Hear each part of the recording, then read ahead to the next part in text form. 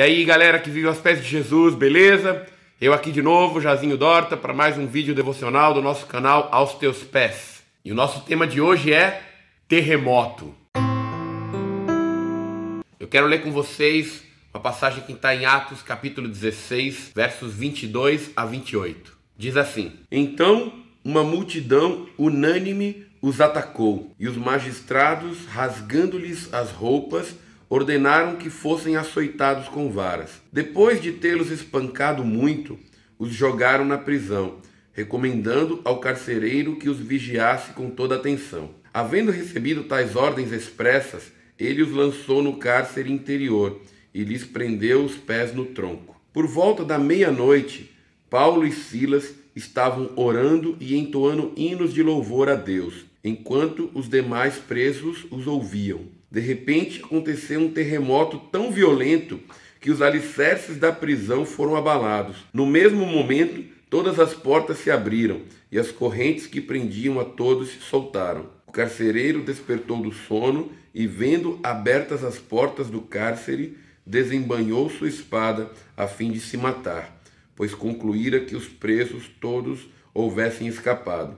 No entanto, Paulo gritou: Não te faças isso, eis que estamos todos aqui. Hoje eu escolhi esse tema porque nós nos propomos aqui a ser um canal de adoradores que vivem aos pés de Jesus. E um verdadeiro adorador, cara, ele não deve temer jamais o resultado, os efeitos e as consequências da sua adoração. Ele sabe que a intensidade da sua busca por Deus vai abalar as estruturas de tudo que está à sua volta. E com certeza, cara, vai causar muita insatisfação naqueles que se opõem à obra de Deus. Nesse texto que a gente acabou de ler, nós vemos que Paulo e Silas estavam adorando a Deus em verdade, com as suas próprias vidas, com a pregação do Evangelho, levando a preciosa mensagem aonde eles estavam. E ali naquela cidade, eles se depararam com uma mulher que era dominada por um espírito de adivinhação. E a adoração daqueles homens em verdade, como pregadores da palavra,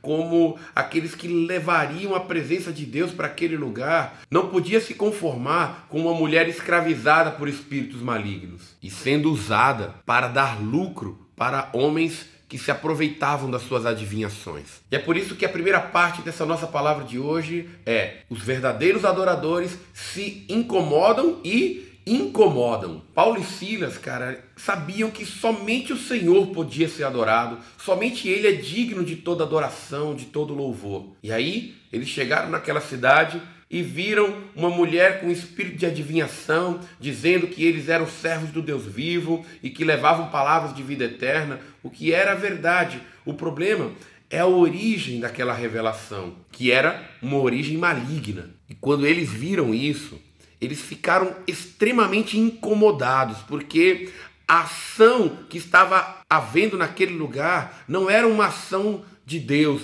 do Espírito Santo, mas uma ação demoníaca. E eles ficaram tão incomodados que eles imediatamente expulsaram aquele espírito maligno e aquela mulher foi completamente liberta. Mas a gente precisa estar bem ciente que nós ficamos incomodados sim com a ação maligna, mas quando nós repreendemos esta ação maligna, então aí nós passamos de incomodados para aqueles que incomodam. E foi exatamente isso que aconteceu com Paulo e Silas naquele dia. Eles acabaram com a fonte de lucro daqueles homens que usavam aquela mulher como uma escrava, adivinhadora e alguém que fazia prognósticos e dava lucro para os seus senhores. Então aqueles homens que viram a sua fonte de lucro ir embora, eles pegaram Paulo e Silas, bateram neles, os torturaram e os lançaram em uma prisão. E é importante, cara, a gente saber que, da mesma maneira que aconteceu com Paulo e Silas,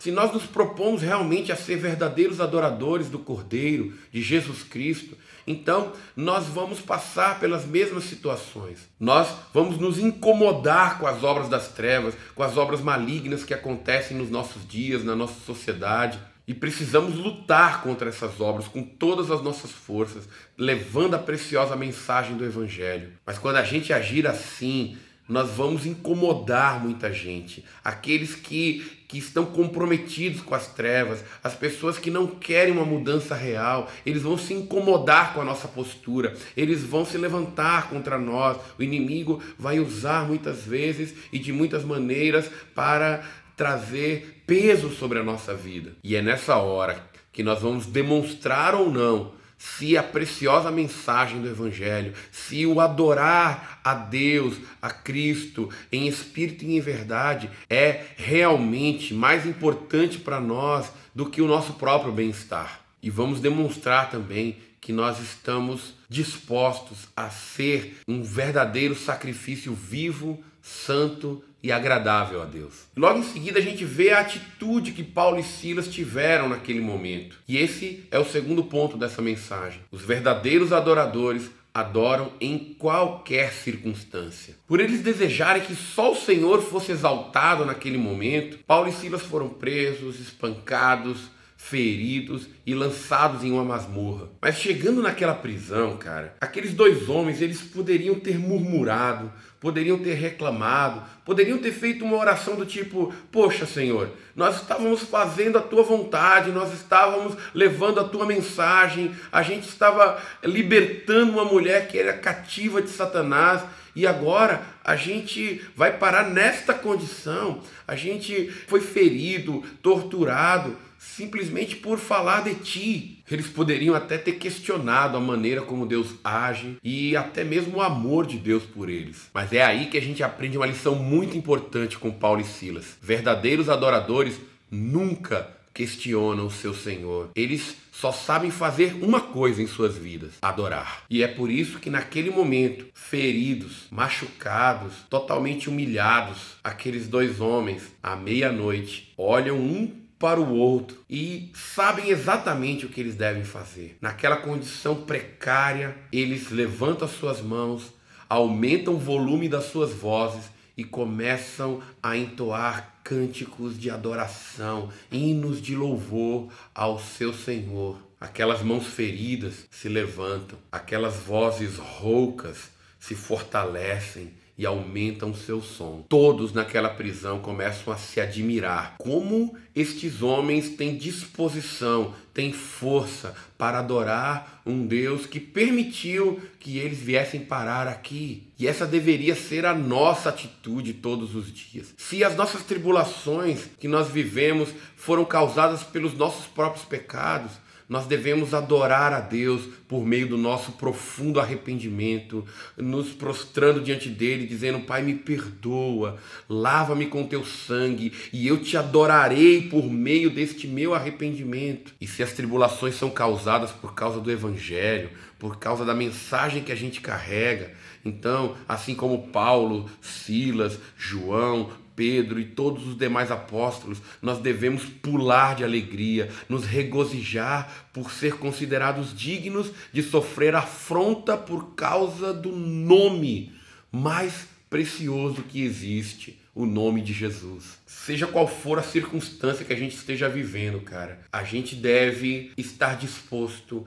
a adorá-lo com tudo que somos, com tudo que temos. E a pergunta que fica pra gente aqui é: será que nós estamos, diante dessa perspectiva, dispostos a verdadeiramente ser adoradores que adoram ao Pai em espírito e em verdade? E para terminar essa palavra, eu quero abordar um último ponto aqui, que é: o terremoto virá. Por fim, aqueles dois homens ali feridos, como nós já falamos, humilhados, totalmente enfraquecidos fisicamente, tratados como criminosos, eles, quando deu meia-noite, se entreolharam e começaram a adorar a Deus de uma maneira intensa e poderosa. Mas é importante a gente lembrar que o poder da adoração daqueles dois homens estava não simplesmente no cântico que eles entoavam, mas em tudo que havia acontecido antes. É porque eles adoraram a Deus em verdade, é porque eles se deixaram usar por Deus sem medo do que poderia lhes acontecer, é porque a vida deles foi uma adoração que podia ser vista e tocada ali diante dos homens, diante do perigo, das circunstâncias adversas. Por eles terem adorado assim, é que quando eles foram adorar em espírito, entoando cânticos, havia tanto poder acumulado e armazenado na adoração deles. Mas o que a gente vê muitas vezes é a completa inversão disso que a gente falou. Muitas pessoas creem que podem viver uma vida que não adora a Deus, que nunca leva a preciosa mensagem para ninguém, que, pelo contrário, dá até mau testemunho de Cristo por onde quer que eles andem. E depois chegam e levantam as suas mãos e entoam um cântico e querem que este cântico, que esta adoração possa promover um terremoto que abale as estruturas.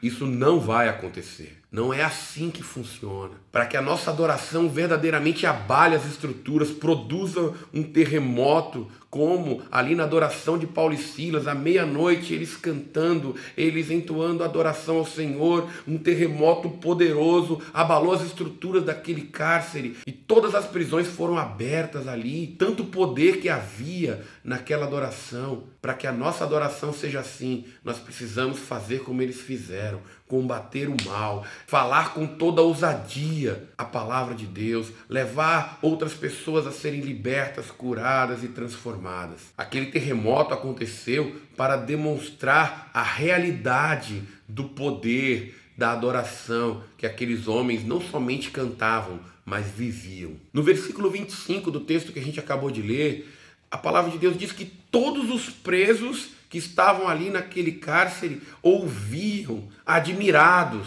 a adoração de Paulo e Silas. Eu creio de todo o meu coração que todos aqueles homens, aqueles presos, o carcereiro e todos eles ficaram impactados e estremecidos com aquilo que aconteceu, com o poder que havia na adoração daqueles homens, com a sinceridade, com a entrega e com a consequência que houve, que foi o terremoto que veio. O carcereiro se sentiu totalmente impotente diante daquela situação. Ele era responsável por todos aqueles presos, de repente todos eles estavam soltos. E aí a gente pode entender uma coisa, cara. O que provocou aquele terremoto e o que pode provocar um terremoto nas nossas vidas, nas nossas famílias, nas nossas igrejas, é justamente o tipo de adoração que Paulo e Silas estavam fazendo, que era uma adoração intensa em meio às dores que eles viviam. Adorar em meio às dores inevitavelmente promove terremotos poderosos. E hoje, cara, o Senhor deseja nos levar a um novo nível na sua presença. Ele não quer te prometer uma vida tranquila no meio de um mundo que está dominado pelo maligno, mas ele deseja te levar a um nível de adoração que possa realmente estremecer e abalar as bases dessa sociedade. E que o terremoto que você produza com a tua adoração seja tão intenso e tão poderoso que, assim como foi com aquele carcereiro que não teve outra opção senão olhar para Paulo e dizer: como eu posso fazer para ser salvo? Que o terremoto que você produza com a tua adoração seja tão intenso que as pessoas que te rodeiem não tenham outra alternativa a não ser se render ao nosso amado e precioso Senhor Jesus Cristo. É isso aí, pessoal. Espero que esse vídeo tenha abençoado a tua vida. Se ele te abençoou, curta, deixe seu joinha, seu like aí pra gente. Deixe seu comentário aqui no YouTube. Siga a gente também nas nossas redes sociais, no Face, no Instagram. E compartilhe muito esse vídeo. Vamos levar essa mensagem